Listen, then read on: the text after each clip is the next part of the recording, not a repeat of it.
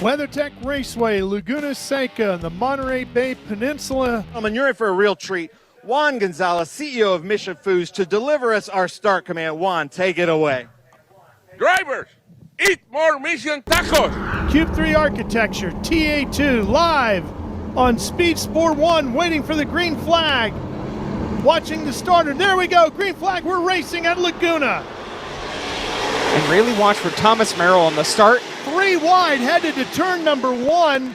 They finally get themselves spaced out 2 by 2. Watch Merrill go around the outside. He did this before in 2019. He started last and won the race by passing a ton of cars on the outside. Oh, but he went spun around. He was 3 wide going through Mission Foods turn number 2. 3 wide again. You see McKee in there. Happened to the 28. Oh, there it is. Oh, does he get the bridge too? Yes, oh, yeah, he did. That's an odd spot. Oh, yeah, a spinner up the top of 6, too. We are ready to go back to green. Keeping an eye on a starter across from us here in our broadcast position. And we're back to green here on Speed Sport 1. And it already looks like Skeen is taking a peek under Annunziata. Can he get there? Tries to make a bold move down here in turn number 2. Mission Foods turn 2. A little too wide racing, a little deeper in the fields that Cruz. Trying to make something happen on the outside in a fight for 4th. Now, boy, Thomas used up all the racetrack on the far right. Skeen now comes to the outside as we head to 2. And you can definitely make a pass around the outside of 2 because you can hold them way inside and it sets you up for 3. Not quite able to do it this time, but he's putting a lot of pressure on him. He sure is. And now he's going to dive inside, headed to 3. They're side by side right at the apex of the corner. Looked like a little contact there, and Skeen's going to come out with a position. Then Tristan McKee is going to slide by as well and slot Annunziata back 2 positions just in front of the 10, which is Cruz. On board, headed to the corkscrew. You can see how blind it is, and there goes the world falling away as you drop downhill 4 stories to the bottom and then sweep through raining. Thomas Annunziata right there in the 90, right behind McKee. Thomas a couple of years older than Tristan, and then you got Brent Cruz right behind them in the 10. And you talk about McKee being racing on Sundays. These might be the 2 guys he has to battle with to get on the podium on Sundays. I think so, as long as and as well as Trans Am alumni Connor Zilic. I think this young crop is one you're really going to be seeing in those stock cars for a long time. Talking as we have another one off into the dirt here. And there must be something wrong. That looks like a broken axle, maybe one-wheel drive. There he goes. Green is waving, and we are underway. He got about a car length, maybe half a car length of the gap. Yep, that means he did his job. That's all you need. That's enough to defend yourself in the turn 2. And you can see the nice entry he takes into Mission Foods turn number 2. And look at the battle between Annunziata and Cruz right below our drone.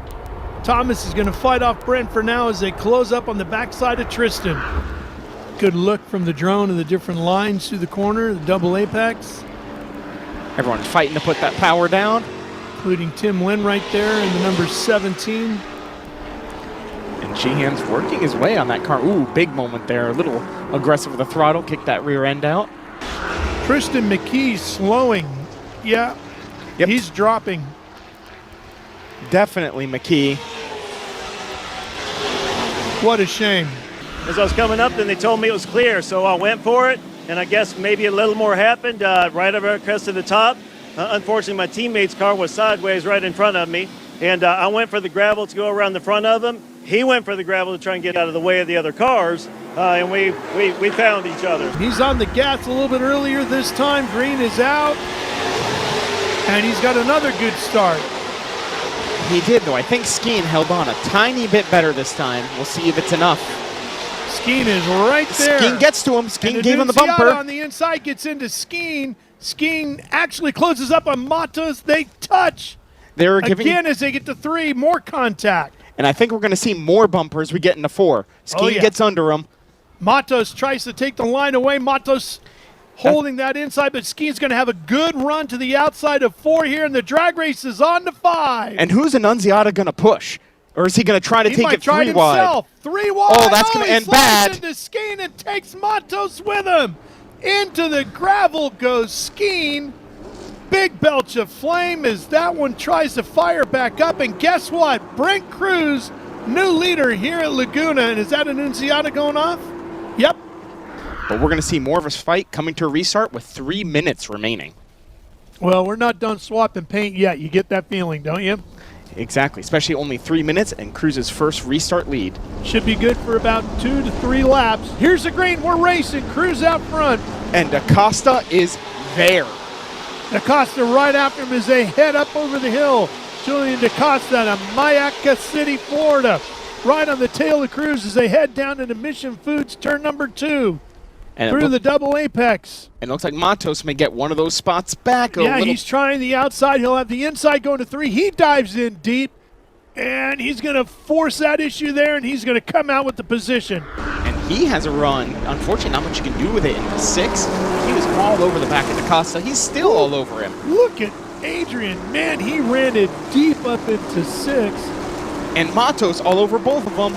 Yeah. Here goes Adrian. Here goes Adrian to the inside. That's going to be real deep. He's going to get Cruz around, and we are still wrecking cars as we see DaCosta come to the inside of Matos, who had come past him, and Cruz is all the way up against the tires.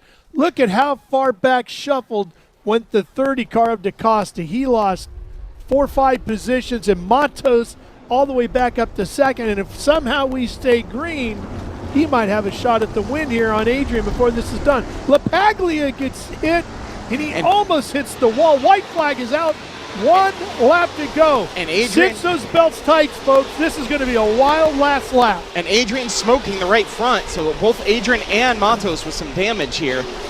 Matos, you can see the hood pushed up on the 57 Silver Hair Racing entry. You can see the right front corner damage to the 3 of Vostovsky, and they're on their final lap through the infield. Here we go, coming over to turn number 4. Where will Rafa make his attempted pass? Will he just try to close in and do it at 11? Summit Racing Equipment turn 11, you think? I mean, I think right now it's going to be who has the least damage. If any of them, one of them has a puncture or something like that, but if Rafa's going to make a move, it's going to be top of corkscrews, my bet, because I think Witowski's car isn't going to turn left very well with that damage. All right, let's see what happens. Good run up through Rahal is going to be important for Rafa. He's closing. Here he comes. Adrian Vostovsky's mirrors are full.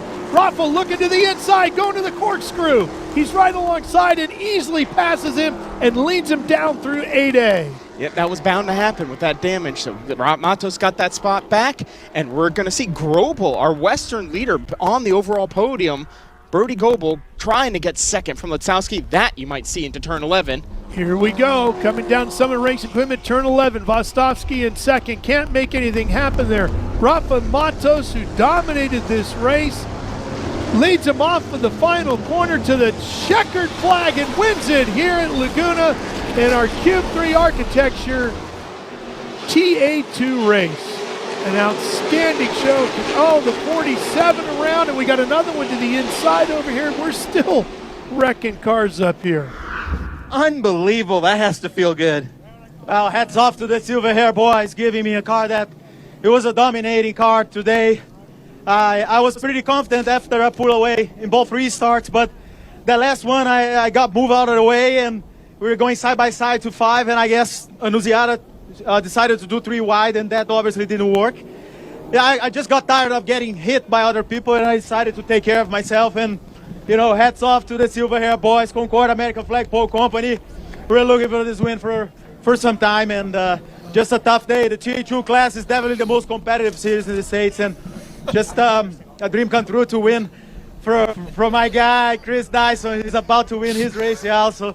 I'm just super happy, super pumped. Brody, first place Western, but man, you are mixing it up there up front, and your car comes in. You know, that hurts a little bit, but compared to the other cars, this looks pretty good. How was your race? Yeah, it was awesome. We're battling up there with the national guys. We finished 3rd overall, which is kind of our race. We're trying to be there for the end. Definitely didn't have the long run pace. Tires were starting to go off a little bit, so I was just trying to cool down as much as I could in all the cautions.